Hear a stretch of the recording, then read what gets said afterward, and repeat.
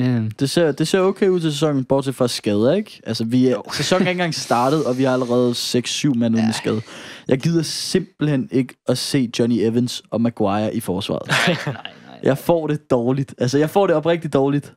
Altså, jeg kan huske første gang, de gjorde det var mod Arsenal sidste sæson, og jeg tænkte bare, hvad er det, der foregår med min klub? Ej, det må også være en af de værste straffespark, jeg længe har set, Johnny Evans. Ja, altså, jeg kan forstå, hvis han prøver at skyde op i hjørnet. Men hvis han alligevel skyder i midten, kan han lige så godt skyde ned. I midten af målet og rammer den over, og der er ikke noget, der er ikke nogen knold eller noget, der gør det. Nej. Endelig er vi her. Wow. Jeg tror ikke, I forstår det derude, men vi har lige brugt i hvert fald, hvad der svarer til 2-3 timer, bare for at få det til at køre herinde. Plus, vi har brugt flere måneder bare på at lave det her studie, men wow. Vi er her sgu, gutter. Det er en fornøjelse. Det er et lækkert studie, vi har fået bygget. Ja, jeg må sgu sige, det ser rimelig fucking fedt ud. Altså, jeg er tilfreds med det, vi har indtil videre. Altså, der er selvfølgelig lige nogle ting, der skal laves, men altså, det er klar til første afsnit i hvert fald. Ja, altså, det kan jo heller ikke bare være det bedste helt til at starte med, vel? Men altså, jeg er sgu meget tilfreds. Vi har også fået hængt nogle trøjer op, nogle Spanien-trøjer, i anledning af, at vi lige skal vende EM-finalen og lidt forskelligt, men det kommer vi selvfølgelig til senere. Men skal vi ikke bare lige lave en introduktion om, hvem vi er, sådan så folk de lige får et indblik i det? Jo, jeg hedder Anders, 18 år. Jeg er rimelig stor Liverpool-fan, vil jeg selv sige. Og jeg har også selv spillet fodbold rimelig mange år. Ja, hvordan gik den karriere? Ja, den gik lidt i vasken, men altså... Så gik du podcastvejen? Ja, jeg gik podcastvejen. Men altså, det var sjovt, så længe det varede. Ja. Jeg har også spillet fodbold, og jeg er United-fan, så I kommer nok til at se mig i lidt værre humør, end jeg er i lige nu. Men det kommer vi til nok allerede på fredag, men altså... Og hvad hedder du? Jeg hedder Alexander. Ja, man glemmer lige nogle gange, ikke? Men altså, sådan er det jo. Ja, jeg hedder så Jonas, og jeg er også med United-fan. 2 af dem.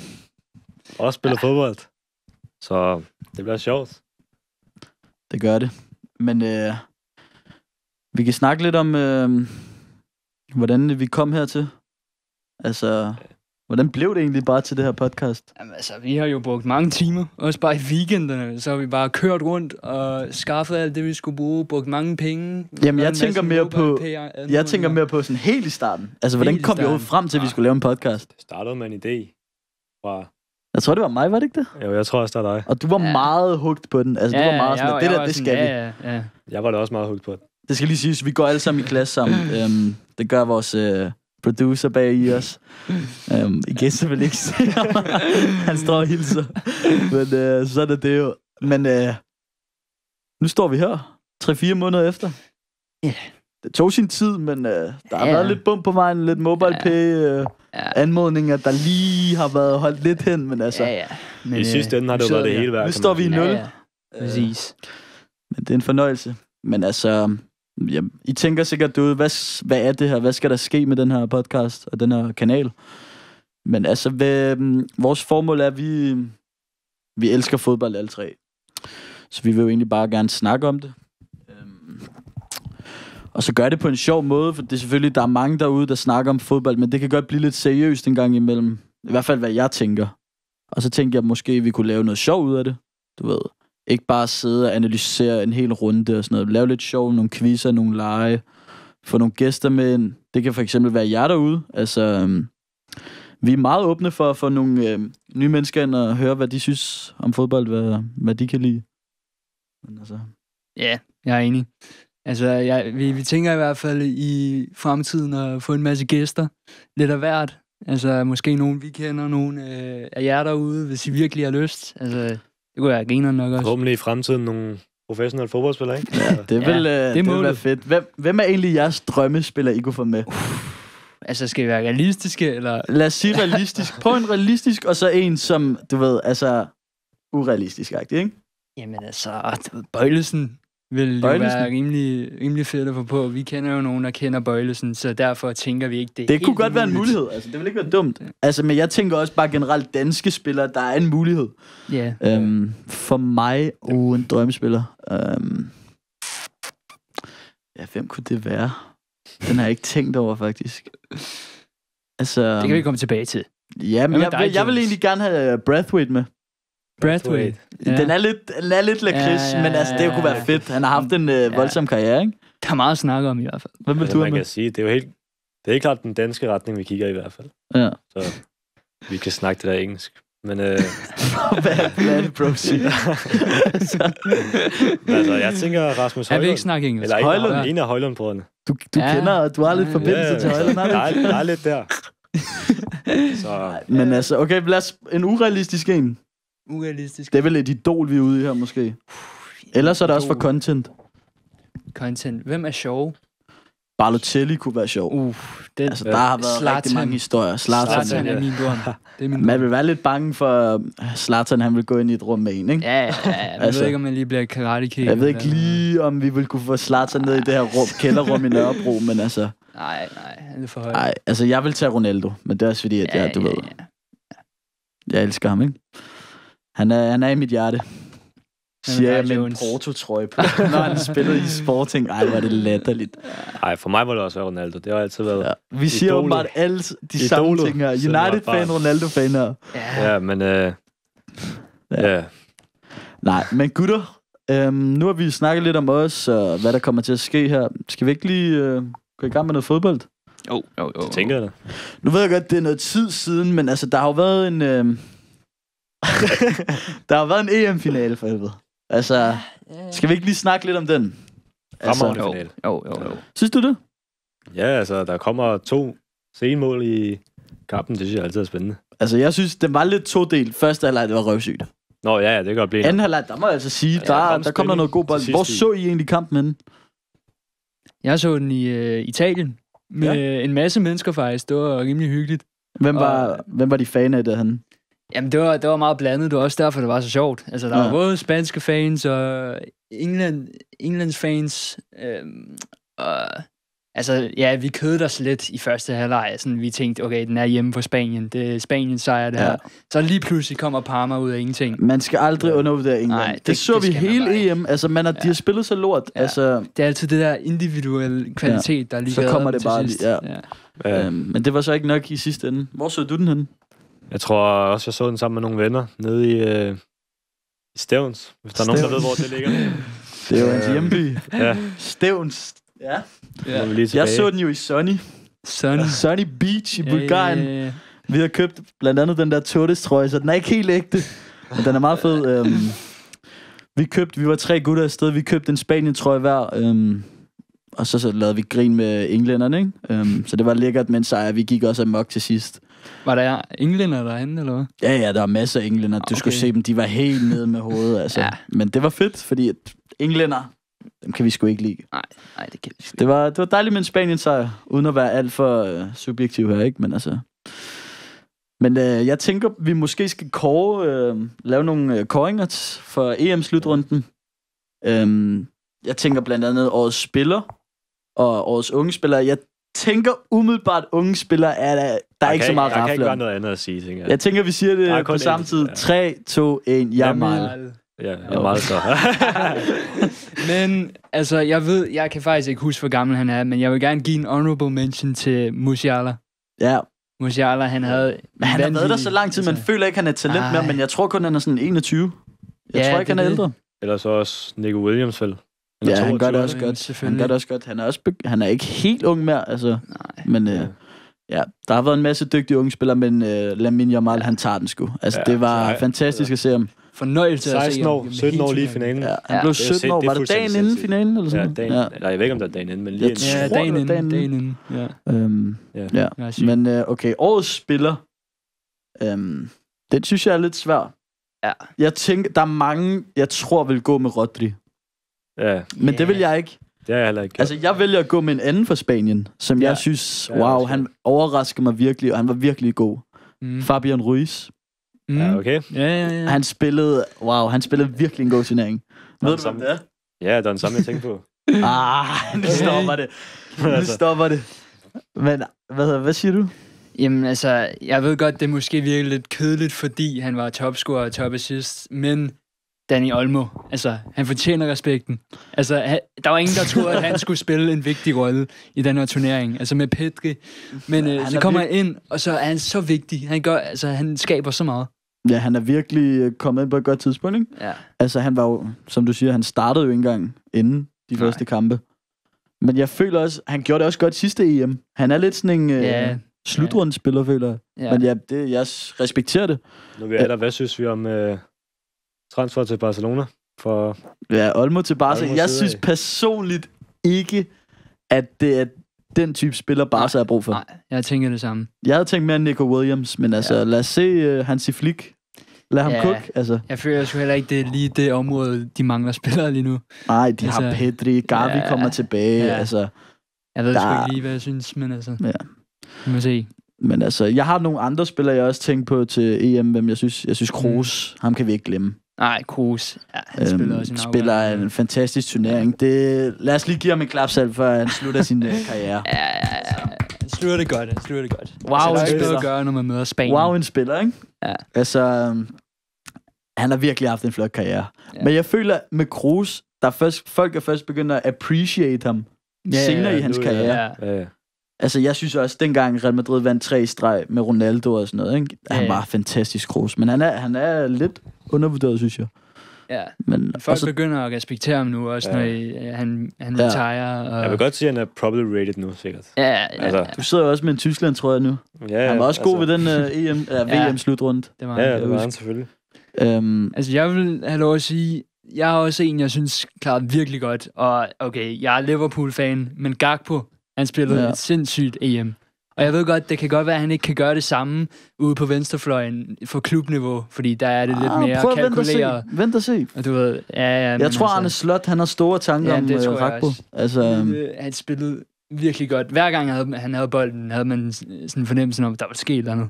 Ja, så ham og Xavi Simons, de gjorde det godt for Holland, ikke? Det gjorde de. Jeg tænkte Depay, men han fik ikke scoret. Jeg synes ikke, Depay han var der. Jeg synes ikke. Jeg har også et andet bud. En portugisisk spiller. Kan I gætte, hvem det er? Hvilken position? Midtbane. Vitinha? Ja, Vitinha. Ja, okay. Spiller også en god slutrunde. Det er midtbanernes slutrunde, føler jeg. Der har været mange gode midtbanespillere. Han gør det godt, og han kommer til at være en nøglefigur for PSG i den her sæson. Men det kommer vi til at snakke om i senere afsnit, når vi skal snakke lidt om klubberne, og hvem vi ser stærke ud, når der kommer Champions League, ikke? Men skal vi gå lidt videre til nogle transfers? Nogle store transfers, der har været i transfervinduet. Yeah. Altså, vi kan starte lidt med Uniteds transfervindue. Nu har vi 2 United-fans her. Hvad siger vi til det? Jeg synes, det ser godt ud. Det ser lovende ud. Nu er det selvfølgelig sørgeligt, at Lenny Jodo allerede er blevet skadet i preseason. Men, den ramte sgu. Ja. Så er vi tilbage til de gamle tider, ikke? Med skader. De lige kan fylde ind. Ja, det må vi håbe på. Altså, synes også, man kan se med det nye ejerskab, der begynder at ske lidt, og det synes jeg er en fornøjelse. Men altså, lad os lige give det tid, ikke? Altså, Ten Hag, det var ikke en god sidste sæson. Lad os lige blive enige om det. Jeg tror ikke, det bliver den her sæson. Ja. Men kommer jo en video ud. Jeg håber det snart. Der kommer en video ud, hvor vi kommer med vores Premier League predictions. Det bliver kun os 2 med Anders i videoen. Jonas, han har nogle andre planer. Ting at tage sig til. Men der skal I vente og se. Der kommer nogle frække bud på nogle topplaceringer. Men jeg er 2 United-fans. Hvad synes I? Med danske øjne, eller ikke danske øjne, måske. Højlund eller Xerxes? Hvem skal starte på toppen? Altså, må jeg jeg ikke. Det bliver rigtig interview nu, hva'? Ja. Nej, altså, jeg vil sige... Det er lidt svært at sige, men det kommer lidt an på, hvem vi spiller mod. Altså, Xerxes, altså... Jeg føler, at han kommer til at spille de lidt sådan der mindre kampe til at starte med. Og så tror jeg, Højlund, han er foretrukket i de store kampe, ikke? Men fordi at jeg tror, Xerxes er bedre, hvor det er, at vi har en modstanderhold, som pakker sig langt ned. Mm. Der tror jeg, han kan være bedre end Højlund. Ja. Der ser vi nogle gange, når Højlund bliver pakket ned i en kamp, vi ser ham vi ser ham på intet tidspunkt i hele kampen. Han skal spille de kampe, hvor han kan komme ind bagved, og ligesom bruge hans fart. Ja. Og det føler jeg, at United gør mod de store hold, hvor de stiller sig lidt længere tilbage og kører på kontra, som de har gjort under Ten Hag. Og der kan Højlund godt være dygtig. Hvad synes du? Altså, det lyder da meget godt. Jeg tænkte også lidt på og en formation til 2 angriber, men det tror jeg ikke går. Jeg kan sgu heller ikke se de 2 sammen. Nej, vi skal have de 3 midtbane, tænker jeg også. Ja, Fernandes og Maino. Forhåbentlig kommer der en til ved siden af Manu, ikke? Men altså, alt i alt, jeg synes, det er et fint transfervindue indtil videre for United. Jeg synes måske, vi lige skal hente en venstre bak, for eksempel. Luke Shaw, altså hans ben er jo lavet af... ja, den er sgu ikke til at regne med ham der. Altså, han er lavet af glas. Ja, lad os bare blive enige. Han er en af de bedste på hans position i verden, synes jeg. Men han er skadet hele tiden. Klar. Og så synes jeg også, vi skal have en sekser. Casemiro, han skal tilbage på plejehjemmet. Altså... Hvad håber I på der? Hvad vil være drømmesigningen? Men også realistisk. Okay, også være realistisk. Realistisk drømmesigning? Ja, det er svært at sige. Ugarte måske? Ja. Jeg synes bare ikke, han har så meget højde, og det synes jeg er lidt vigtigt i den position. Ja. Under Nar havde været god, men han er jo skiftet til Aston Villa. Ja. En vanvittig god signing også, ikke? Men altså... Jo. Jeg ved det sgu ikke. Ugarte? Altså, det er et godt bud. Jamen, det synes jeg også. Altså... Han er jo blevet frosset ud af PSG. Altså, han har fået lov at træne alene, har jeg lige læst i dag. De skal bare af med ham. Så må ikke han kommer. Så en venstre bak og en 6, og så synes jeg, United de er godt på vej mod en top 4-position. Ja. Og lige kommer ham der, ikke engang for noget at sige hans navn. Masraoui? Ja, så kan han ikke spille venstre bak, eller hvad? Jo, han er jo højre bak, ikke? Altså, han kan godt spille venstre bak, men jeg vil gerne have en venstre ben også.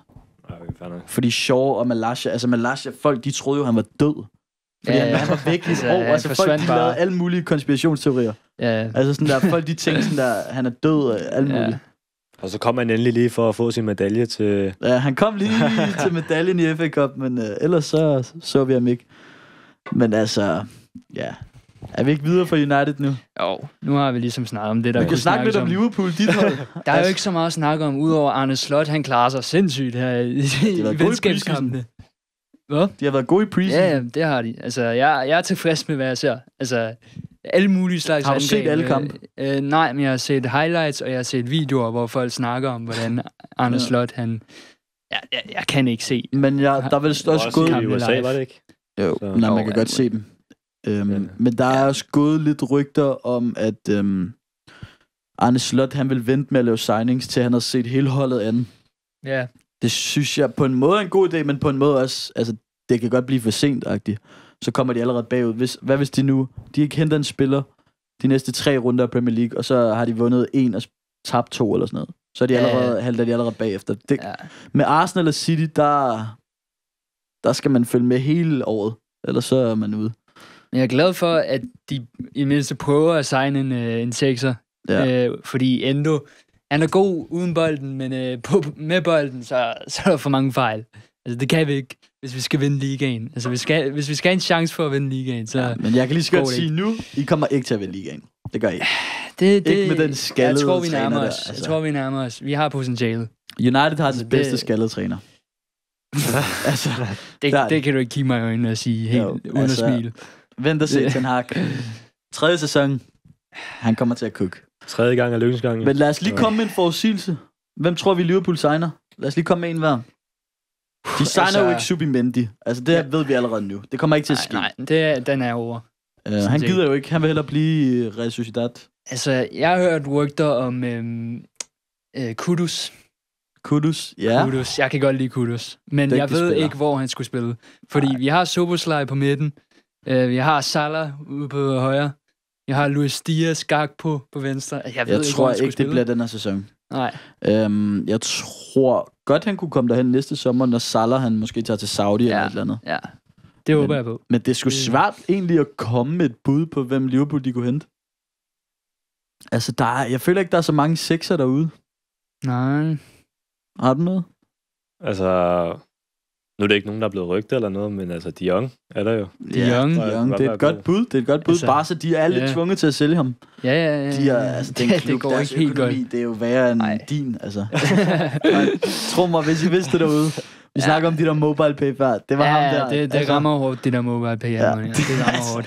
Altså. De er rigtig kritiske, ikke? Men altså... Jo. Men lad os komme væk fra det. Ja, jeg står på 0. Og, du har været 100 kroner på kontoen. Ja, 200. Så der er stadig jeg har nok til måneden. Ja, lige til en par aktuer eller noget, ikke?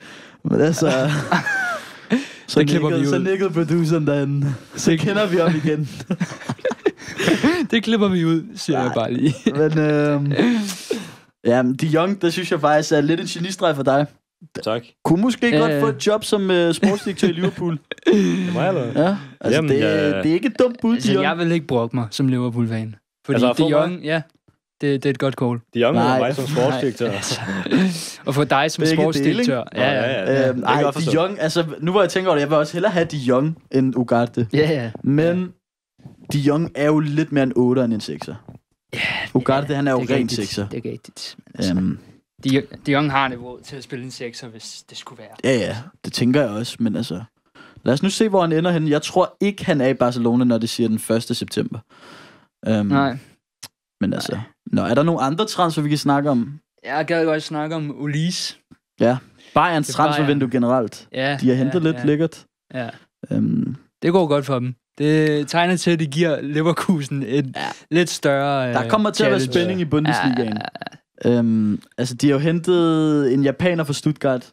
Ito, tror jeg, han hedder. Ja. Nu må jeg ikke clown mig derude. Jeg er ikke helt sikker.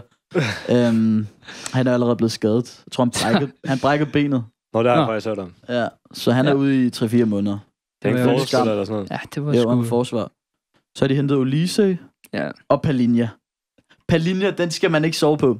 Altså, jeg ikke så meget føler lidt, at det var ham, som Bayern de manglede. Ja. Altså, de manglede lidt den der 6'er, der kunne rydde op. Han kunne også have været god for Liverpool. Arsenal jagtede om, før de fik Rice. Så endte de så med Rice. Jeg tror, de er meget tilfredse med det. Men det kan godt blive et dyrt salg for Fulham at miste Palinja. Klart deres bedste spiller efter min mening. Men Olise er god. Han har også god til EM.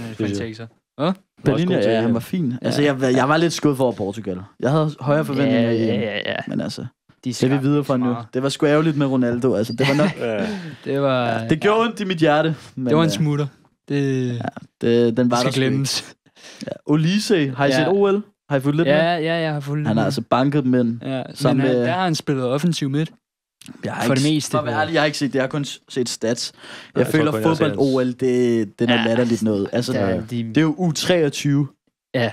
Altså sådan der, så spiller over 23. De kan vælge 3 spillere over 23 til hvert hold. Og der er så mange lortehold. Altså, vi så, hvem var i semifinalen? Marokko, Egypten, tror jeg. Ja, Spanien og Frankrig. Spanien. Var det Spanien? Ja. Nå, Argentina var vel også. Nej, de går jo ud til Spanien eller Frankrig. Jeg ikke huske. Man kan også sige, når det er lige efter EM, jo, så er der ikke mange af stjernespillerne, der gider. Altså, jeg så jo Alvarez. Ham skal vi også snakke om. Men Alvarez, han har jo spillet... Altså, nu kan jeg ikke helt huske datoen, men han har spillet hele denne sæson i over et år. Altså, han startede preseason med City sidste sæson i sådan noget juli. Og han slutter, sæsonen i juli. Det er fuldstændig vanvittigt, og jeg ved ikke, hvor mange kampe han har spillet. Omkring 60-70 stykker, vil jeg skyde på, måske. Og manden, han vinder alt. Altså, han vinder alt. Nu tager han til Atletico. Ja. Jeg tror godt, han kunne spille en god... altså Atletico begynder at se spændende ud. Jeg glæder mig til at se dem. Sørloth har de også hentet. Jeg ved ikke, om I kender ham. Ja, Sørloth. Tidligere Midtjylland-spiller. Han scorede 2 mål på, hvad var det? I de første 7 minutter eller sådan noget i første kamp. Nå, jeg er i træningskamp. Ja. Det kan godt passe. Jeg føler, at han scorede vist 2 mål. Jeg ved ikke, om det er 7 minutter. Du er lidt eksperten på træningskampen. Jamen, det kan man godt sige. Var det ikke noget, at han scorede 4 mål? Eller sådan? Mod Real? Ja, det var jeg så kampen, det var en vanvittig kamp. Slut sæsonen på. Og han endte jo ikke engang som topscorer. Nej. Det var Dovbyk, som er en anden Midtjylland-spiller. Ja. Det er skønt. 2 Midtjylland-spillere, som ender nummer 1 og 2 på topscore-listen. Og nu er de endt i Roma og Atletico. Så det er jo fint. Men altså, vi bliver vel også nødt til at snakke om West Ham, eller hvad? Ja, det tænker jeg. Altså, West Ham. Det ser spændende ud. Ja. Altså, Lucas Paqueta. Han har de jo allerede. Ja, men de er heldige at beholde ham, fordi det, han blev beskyldt for, det er jo ikke, det ser ikke så godt ud. Nu lige at se. Altså, han skal nok få en straf på et tidspunkt, men jeg tror, han spiller i hvert fald de næste par måneder. Ja. Men West Ham, de har hentet Fullkrug. De har hentet Crescencio Summerwell. Fedt navn, ikke? Todibo, han var jo jagtet af United, Juventus. Ja. Var Liverpool også inde? Jeg er ikke helt sikker. Men der var en del store klubber. United kunne jo ikke hente ham på grund af, at de spiller i samme europæiske liga som Nice, og de har samme ejer. Ja. Så de kunne ikke hente ham. Så endte de så med Jodo. Det er jeg også meget tilfreds med. Bortset fra, han er skadet, ikke? Men altså, han ligner virkelig the real deal. Altså, jeg synes, West Hams startopstilling ser rigtig god ud lige nu. Nu har de også lige fået Van Bissaka jo. Nå ja. Ja, lad os lige prøve at gå igennem deres startopstilling. Ja. Areola på mål. Ja. Så har de jo også hentet Max Kilman fra Wolves. Dygtig forsvarsspiller. Jeg ved ikke, om I kender ham. Kender ikke så godt. Jeg ved godt, hvem han er. Han spillede, i hans ungdom spillede han futsal, så han har også en virkelig god teknik. Det er vildt nok for en centerback. Ja, han er virkelig god. Og ham har de også betalt. De har betalt godt for ham. Ja. Max Kilman, Todibo, Wan-Bissaka, Emerson. Det synes jeg er en fin fireback. Der har de også spillet 5-mand, skal de ikke? Nej, nu har de også fået en ny træner og sådan noget. Jeg tror ikke, de spiller 5-mands. Hvem har vi på midten? Ward Prowse. Ja, Paqueta offensiv måske. Nej, jeg tror, han spiller nede sammen med Ward Prowse nu, for at få plads til alle. Så kunne det godt... Den sidste midtbane. Der er også, vi har også Suchek, men jeg tror ikke, han kommer til at starte. Ja, det. Vi har Kudus. Okay. Kudus, jeg tror, han spiller offensiv midt. Kudus, det kunne han godt. Ja. Kudus, Bowen, han skal starte i hvert fald. Ja. Somerville kunne også godt starte. Ja, Somerville. Ja. Altså, det er også en god signing. Ja, det bliver spændende at se dem. Jeg glemmer mig til at høre, hvor du har dem i dine predictions. Ja, jeg tror på dem. Det kunne godt være årets overraskelse måske. Ja, 100%. Det var vist også på tide, de mistede Moyes, ikke? Ja. Men altså, det bliver spændende at se. Det er ligesom Wenger, ikke? På et tidspunkt er det bare slut. På et tidspunkt er I nødt til bare... Men altså, det kan også godt gå hen og blive en fejl. Altså, vi så jo Moyes, han smuttede, jeg ved ikke, sådan 6-7 år siden fra West Ham. Ja. Og så begyndte de at kæmpe om nedrykning og sådan noget. Og så kom han tilbage og reddede dem, og nu så spiller de i Europa. Så var de ikke tilfredse med, hvordan de spillede. De vandt den der et europæisk trofæ. Ja. Men det var vist på tide nu, ikke? Der var brug for noget nyt. Men altså... Er der mere, vi skal ind på? Nogle andre transfers? Har I noget? Transfers. Altså, jeg har hørt, at Joao Felix er blevet rygtet til Chelsea permanent den her gang. Har I hørt rygtet om... han skal i hvert fald væk fra Atletico, jo. Ja, har I hørt rygtet om Chelsea? Der har været... Kender I ham der, den mørke angriber for Atletico? Omoridon? Ja. Ham der Samuel? Nej. Der går rygter om... De skal jo sælge Gallagher, ikke? Ja. Og så har Atletico og Chelsea lavet en aftale med, at de sælger Gallagher for, lad os sige, 50 millioner, og så køber Chelsea ham der, Samuel, for 35, tror jeg, eller 40 millioner. Sådan så de næsten ikke bruger nogen penge, og de får transferindtægter ind, fordi der er alt muligt med FFP og sådan noget nu, ikke? Men så er det, at Chelsea har aldrig vil have ham der, Samuel. De har altid vil have Joao Felix. Ja. Så de har lavet den der med Gallagher for at få ham solgt. Sådan så de kunne få Felix i stedet for. Det er derfor, at den kollapsede med ham der, Samuel. Jeg ved ikke, om det giver mening. Ja, så de har hele tiden de har taget ham til lægetjek og alt muligt. Han har bestået det. Så lige pludselig så siger de, nej, vi skal ikke have ham. Det er sygt. Og Gallagher, han var jo... Der er billeder af Gallagher på Atletico Stadion, taget billeder med fans og sådan noget. Ja. Men han er tilbage i Chelsea lige nu. Den er ikke blevet officiel.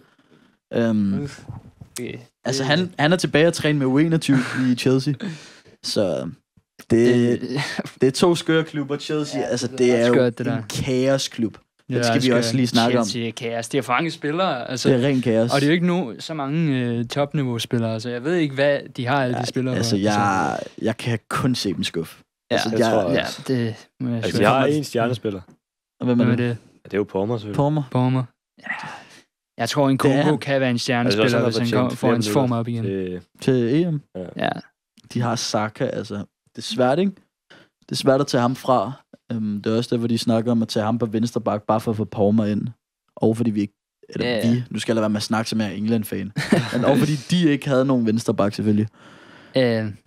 Men Chelsea, de har jo hentet Neto, for eksempel. Ja, Neto, jeg synes, er en virkelig god spiller. Ja, altså, det synes jeg også, men... Jeg føler ikke, at det er det, Chelsea har brug for. Han spiller samme position som Palmer. Palmer kan selvfølgelig spille i midten. Synes du det? Jeg ved ikke, jeg føler, at de har brug for et helt nyt hold.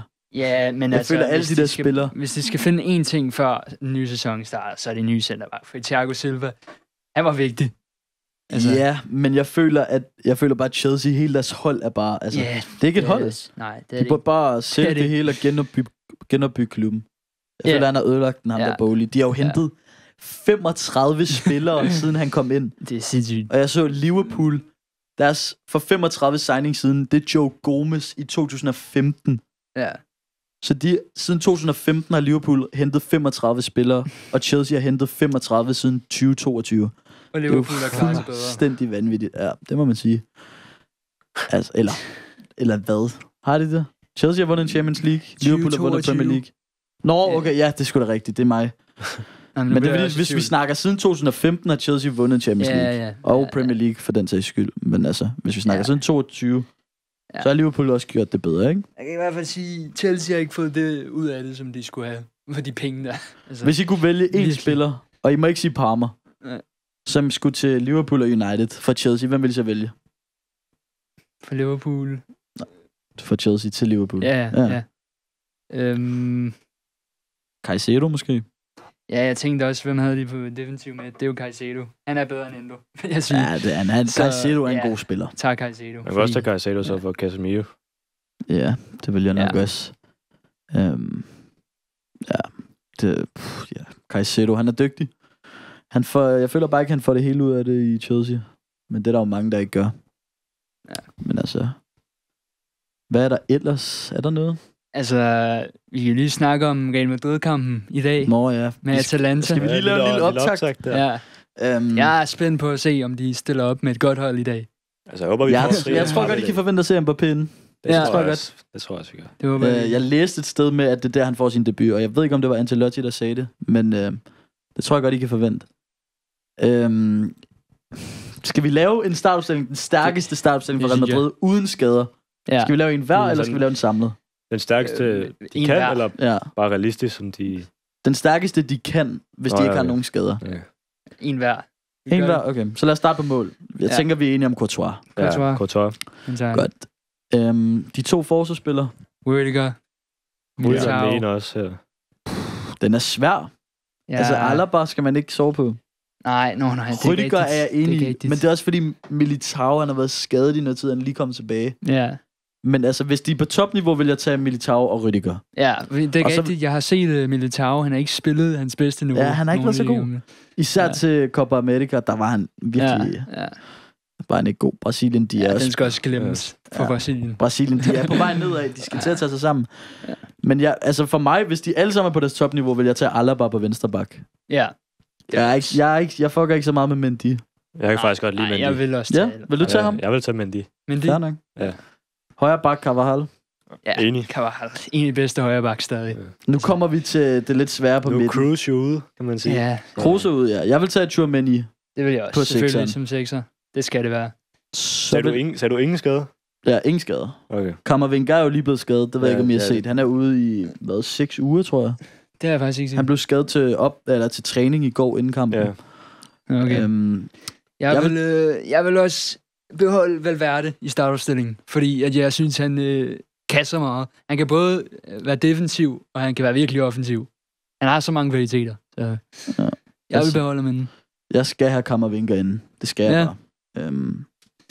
Det ved jeg ikke helt. Nu ved jeg ikke, om jeg mangler en midtbanespiller. Valverde. Jeg føler, de har en Modric. til. Ja, Modric. Som jeg har på ryggen i dag. Jeg ved ikke. Jeg føler, at Modric, man skal få det sidste ud af Modric. Synes du det? Det synes jeg. Jeg synes, jeg tror, alt energien er så ud af ham efter den der EM. Jeg synes, han så lidt sløv ud. Ja.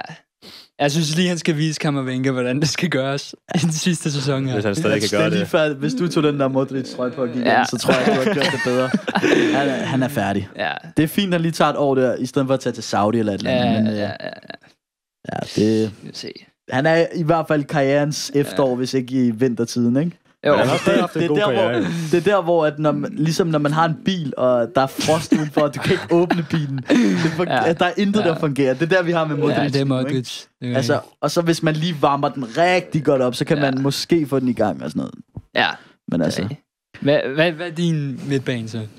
Ja, Tchouaméni også i hvert fald. Modric. Nu så jeg lige og tænker på, hvor mange midtbaner. Men jeg føler, at jeg mangler en, fordi jeg vil godt have den verden. Kan godt spille midtbane. Nej, glem ham. Men det måske lidt for tidligt. Ja, 4-3-3. Okay. Jeg tænker ikke, der er nogen tvivl om, hvem de tre forreste er. Jeg tænker... Hvem? Ja, jeg tænkte Tchouaméni, Kammervenga og Valverde. Ja. Men det er de tre, I har sagt. Så. Okay.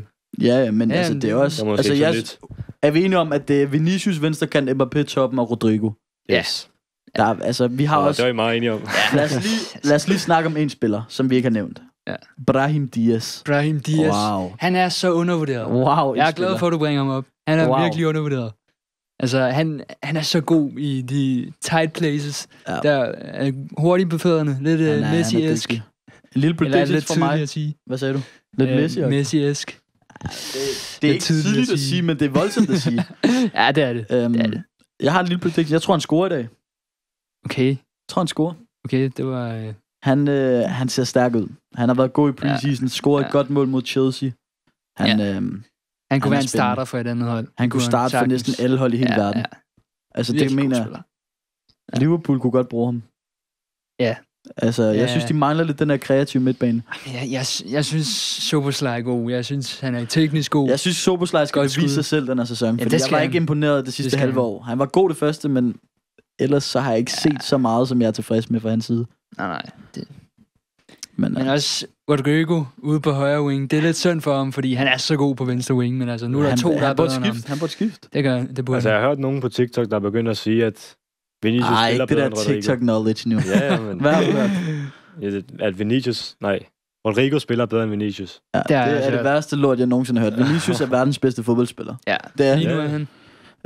Det må man sige. En kamp, vi ikke har snakket om. Ja, han er da ikke bedre end Mbappé, men han har haft en bedre sæson. Vinicius. Ja. Vil du sige, at han er bedre end Mbappé? Jeg var på vej til at gå videre nu, men du vil fortsætte. Jeg skulle ikke være sikker på. Nej, jeg vil sige, at Mbappé er bedre end Vinicius, men i denne sæson har Vinicius været bedre. Ja. Det er også en svær liga, jo. Ja. Så, altså. Men lad os se, altså... Tror I, de vinder Champions League i år? Nej, vent. Den skal vi ikke sige. Der kommer en video ud med det, så det skal vi faktisk ikke sige. Ja. Men må ikke, at de er en af favoritterne, ikke? Jo, selvfølgelig. Men en kamp, vi slet ikke har snakket om. Community Shield. United City, vi er jo United-fans. Ja. Vi er lidt ked af det på den. Men jeg synes egentlig, vi spillede fint. Ja, det var opmuntrende. Ja, jeg synes også, de spillede fint. Som Liverpool-fan må jeg sige, at jeg var også lidt imponeret over, i forhold til sidste sæson. I hvert fald. Der var nogle gode takter. En spiller, vi skal holde øje med den her sæson. Amad Diallo. Ja. Altså, han han må snart starte inden, tænker jeg. Han ser spændende ud.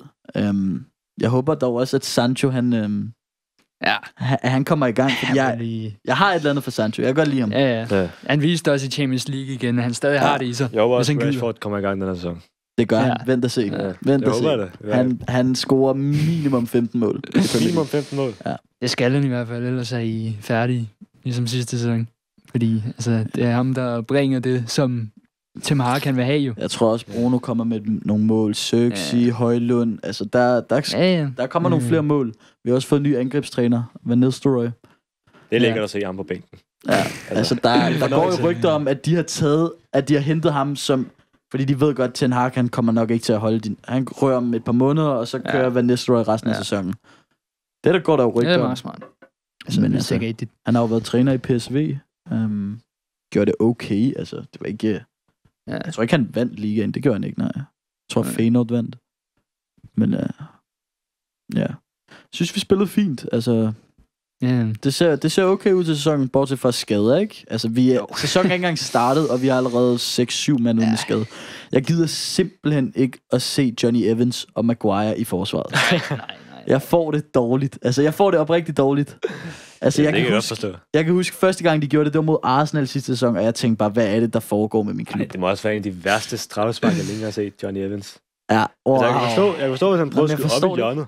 Men hvis han alligevel skyder i midten, kan han lige godt skyde ned. I midten af målet og rammer den over, og der er ikke noget, der er ikke nogen knold eller noget, der gør det. Jeg ved ikke, hvad manden laver. Altså, det er fuldstændig forfærdeligt. Det er pinligt. Ja. Altså. Han skal bare ikke være en del af det fodboldhold, føler jeg. For jeres fodboldhold.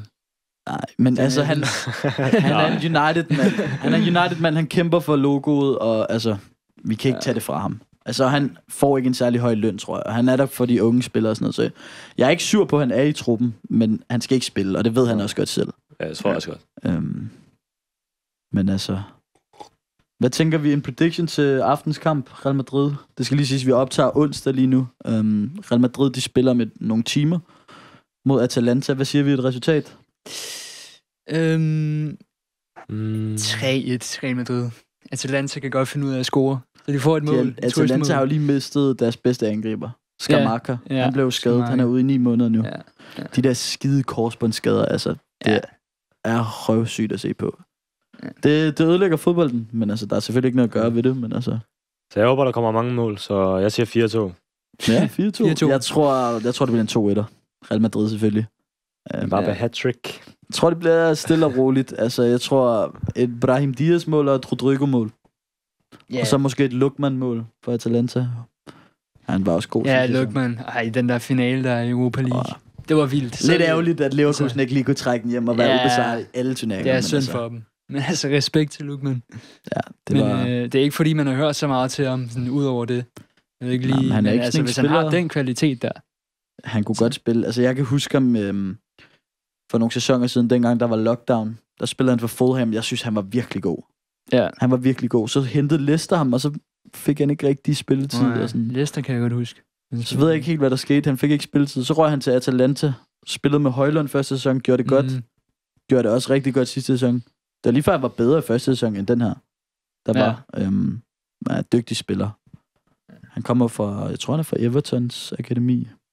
Ja. Han har også spillet i Leipzig og lidt forskelligt. Han har været meget rundt. Så meget ved jeg ikke om ham. Det tror jeg ikke, Jones gør heller. Men, han er fra Nigeria, ikke? Jo, han er jo egentlig... Der er jo mange af de der englænder og Nigeria, som skifter og sådan noget. Jeg tror, han er fra England, men han spiller for Nigerias landshold. Ja. En nigeriansk spiller, som der er mange rygter om, Osimhen. Hvad siger vi? Hvor rører han hen? Hvor er det nu? Hvor rører han hen, tror jeg, og hvor vil han passe bedst? Hvor han rygter til? PSG, Chelsea, lidt Arsenal også. Jamen, hvem har mest Jeg tror, han rører til Chelsea. Altså, de skal nok... Altså, Todd Bowley, han skal nok finde 100 millioner frem. Altså, så laver han en 20-årig kontrakt, og så skal han betale over 20 år. Altså, den mand, han er en joke. Ja, jeg tror, Chelsea skal stoppe nu, og så må de bare... Hvem har mest brug for ham? Jeg føler, Arsenal har brug for en nier. Det har de. Men jeg synes ikke, det er ham. Jeg synes, det er en anden spiller, der spiller i Newcastle, de har brug for. Arsenal. Ja, fordi...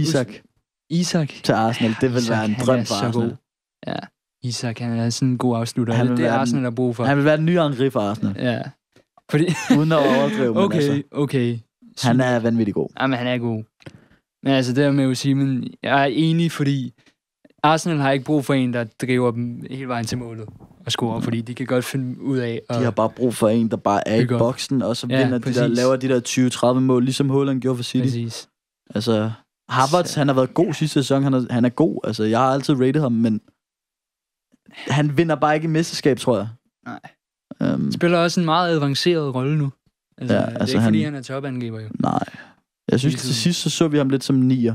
Til sidst som topangriber. Ja. Men altså, han bevæger sig også meget. Han er meget bevægelig spiller. Han er mere sådan en 10'er. En falsk nier eller sådan noget, ikke? Ja. Men altså, Osimhen, hvor vil han passe bedst ind?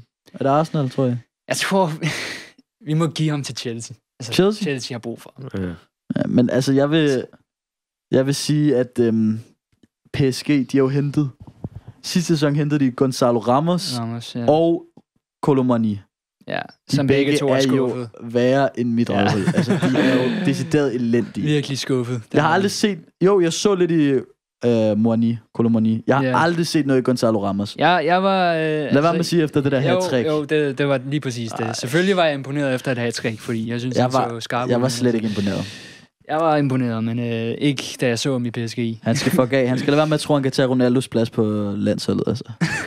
Han irriterer mig. Ja. Men altså de kan jo ikke blive ved med at hente de skide angriber til 100 millioner euro per mand. Nej. Og floppe dem, altså. Men Osimhen, altså, der er et eller andet over ham. Man ved, altså, man skal virkelig være elendig, hvis man får ham til at floppe ting. Han er et beast. Han er consistent. Han har jo spillet i fransk liga. Ja. Han har spillet for Lille. Der gjorde han det godt. Ja. Og så røg han. Napoli købte ham for mange penge. Ja. Altså, jeg tror, de hentede ham for 60 millioner euro dengang, og det er meget for en klub som Napoli. Så de skal jo have lidt mønt. De fik også noget ud af ham. Men vandt et mesterskab. Ja, Napoli. Har I set, hvem de henter som erstatning for ham? Nej. Fra Chelsea. Ved ikke, hvem det er? Nej, det har jeg ikke hørt om. Lukaku. Det har jeg hørt om. Det er fordi, jeg har hørt så mange ting om Lukaku. Man tænker ikke, han stadig spiller i Chelsea. det ikke sådan? Ja, man ved ikke, hvor han er. Altså, han flyver lidt rundt omkring. Han var også uheldig til EM. Ja, var han ikke jeg det synes, land? han var Jeg ved ikke, om han var fin. til sidst. Scorer På et hvad? tidspunkt- 3 offside-mål. På et tidspunkt var han i hvert fald topscorer med... Altså, Ja, annulleret offside-mål eller sådan Annulleret noget. mål, ikke? Ja. Jeg synes, han stod altid et rigtigt sted. Han kan bare ikke skyde den ind. Nej, Altså, bro bliver bare lidt nej, the one. Altså, det gør han ikke. men altså, han er en god angriber. Det vil jeg ikke tage fra ham, men altså... Jeg ved det ikke. Det er svært at sige, men jeg synes, det er en fin erstatning. Hvis de tjener 70 millioner på det, på at have Lukaku i angrebet. Det er fint nok. Køber ham for 30, sælger Osimhen for 100. Altså, det er Det holder fint. Kvaratskhelia. Det er også vigtigt for dem. Jeg synes, han er begyndt at falde lidt. Altså, han har jo stadig niveauet. Ja, men altså... Lad os lige se ham den her sæson. Hvis han leverer en sæson, som han gjorde hans første sæson, så synes jeg, sådan et hold som City skal købe ham. Ja, Altså, det kan godt være. så skal han til en af de helt store. Men han skal lige bevise en til sæson, fordi der var nogle udsving sidste sæson, og han var heller ikke så god i EM. Han var ikke... Synes jeg ikke, han var Georgiens bedste mand. Det var, synes jeg, var Mikhail Otarze eller Mamadashvili, som jo rører til din klub. Spændende transfer. Hvad synes du om det? Jamen altså, der er ikke så meget at sige til det endnu, fordi altså, vi har alle sådan stadig, og han er the man. De fremtidssikrer sig selv. Ja, det gør de. Men, jeg synes, det er smart, fordi han minder mig meget om Alisson. God inde på stregen. Ikke den bedste med fødderne, men okay god. Ja. Alisson er ret god med fødderne, men Mamadashvili, han er okay med fødderne, men inde på stregen, der er han altså, han tager næsten det hele, ikke? Han var jo klart den bedste målmand ved EM, synes jeg. Ja. Og der går rygter om, de henter ham for, 250 millioner omkring det. Ja, det synes jeg ikke er meget for en målmand. Nej. I den kaliber, som kan stå for dem de næste 10 år. Det. Og så lejer de ham ud til Bournemouth. Det er smart. Til Bournemouth, simpelthen. Giver ham noget tid til at ligesom, få noget erfaring. Måske tror du, at han kommer til at starte for Bournemouth? Ja, 100%. Ja. De har jo Neto, som er deres anfører. Det kan godt være lige, han står de første par kampe, men han skal nok starte inden. Men er der nogle andre klubber?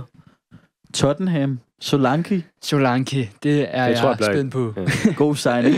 Altså, det er jeg spændt på. Jeg synes, det er en god signing. Ja. Jeg fucker med det. Altså, han kan score mange mål for Bournemouth. Så var det han lavede sidste sæson? Var det 19 mål?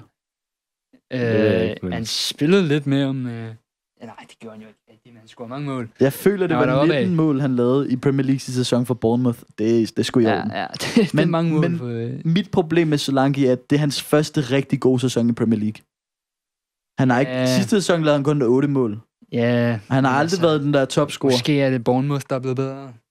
Bournemouth er blevet bedre, det er rigtigt. Det. De har fået en ny træner sidste sæson. De ser skarpe ud. Ja. Og jeg tror egentlig ikke engang, at det kommer til at være det store problem, hvis man ser, hvem de er rygtet med.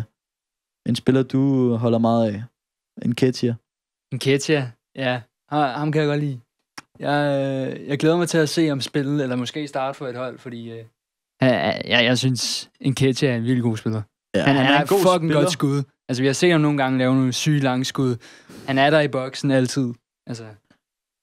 Ja, altså jeg har det bare sådan, Nketiah, han er en god spiller for en midterklub i Premier League. Han vinder ikke en mesterskab for Nej. Og derfor skulle han også have skiftet før. Altså, jeg vil godt have set ham i en klub som Brighton.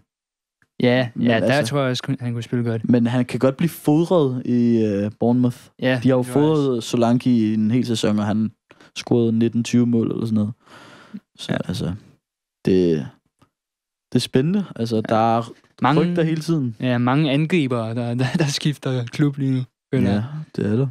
Altså, det er angribernes transfervindue. Ja, det er også spændende at se angriber i nye klubber. Det er altid fucking spændende. Ja. Det er også for ham, der den nye svensker, Spurs. Ja, Bergvald. Youngster. Ja. Jeg har lige set nogle highlights, han skal... Jeg synes, han minder mig om de Young. Ja. Han har det der drev med bold. Det er sådan der, og de der midterskilling. Som en slange igennem sådan der, de andre, ikke? Altså, virkelig kølig på bolden. Kan altid sætte sin anden. Ja, altså, ham glæder mig til at se, og jeg tror ret hurtigt, han kommer i startopstillingen. Ja. Han minder mig meget om en Ange-spiller. Ja. Du ved, en, der er løbestærk og presser meget og god på bolden. Hvems plads, tror du, han tager? Bissouma eller sådan noget. Altså, han har også lige taget lattergas for nylig. Har I set det? Nej. Han tog lattergas på... så er vores producer i gang igen derovre. Han tog lattergas på video. På Snap, og han har været ude og undskylde og alt muligt med han. Altså.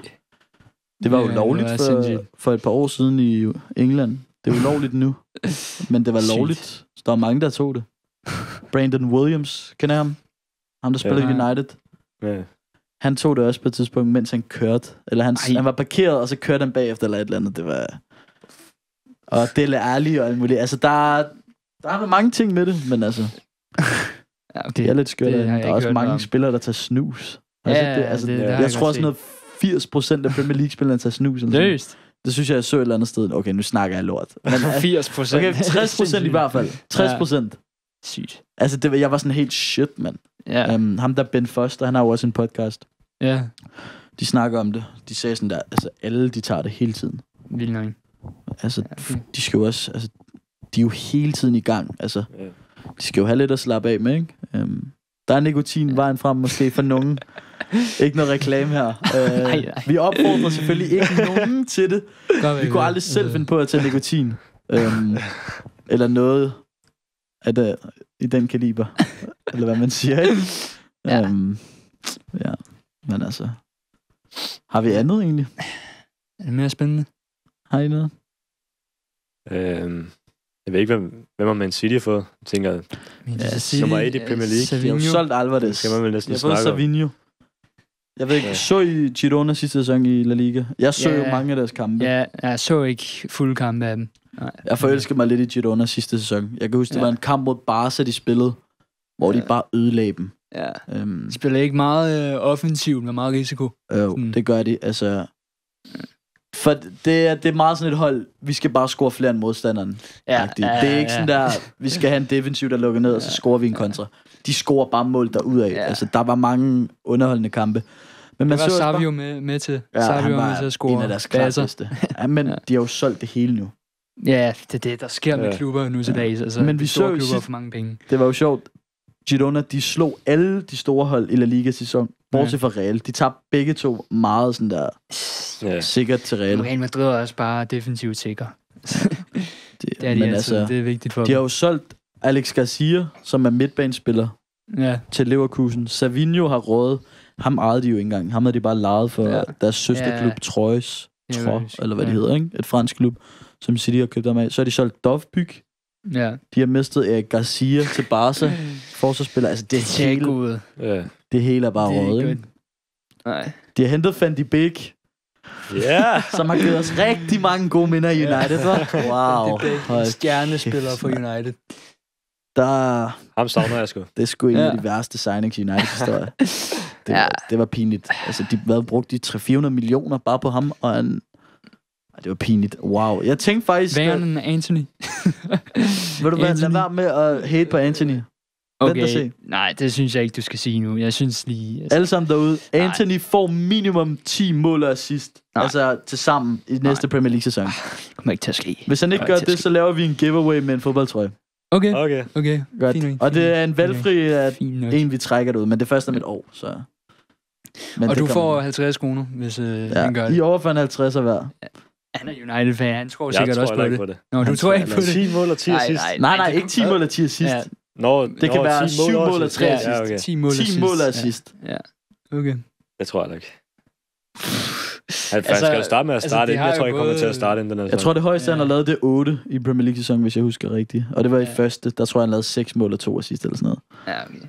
Men han har jo lovet... Han kommer jo til at være tredjevalg nærmest. Ja, han skal nok få spilletid. Så kommer der en skade til en anden og sådan noget. Men han har jo lovet på Insta, tror jeg, at han kommer til at score flere mål den her sæson. Nej. Det har han været ude at love. Han bliver også nødt til at satse nu. Brasilianer, de skører. Det er mål den her sæson. Det er også, det er ikke så mange mål. Brasilianer, de laver ikke så meget til. Nice. Men gutter, jeg tænker egentlig, det var for første afsnit. Det er det. Altså, det har været en fornøjelse. Nu er vi i gang, altså. Ja. Vi skulle lige vende os til, at der er 4 kameraer på en og sådan noget, ikke? Men altså... Det er sgu meget hyggeligt. Ja, jeg synes vi klarede det okay. Ja, det har været fint, altså. Nu skal vi to til at optage YouTube-video med Premier League Prediction, så den skal I holde øje med derude. Jeg ved faktisk ikke, hvilken video, der kommer ud først.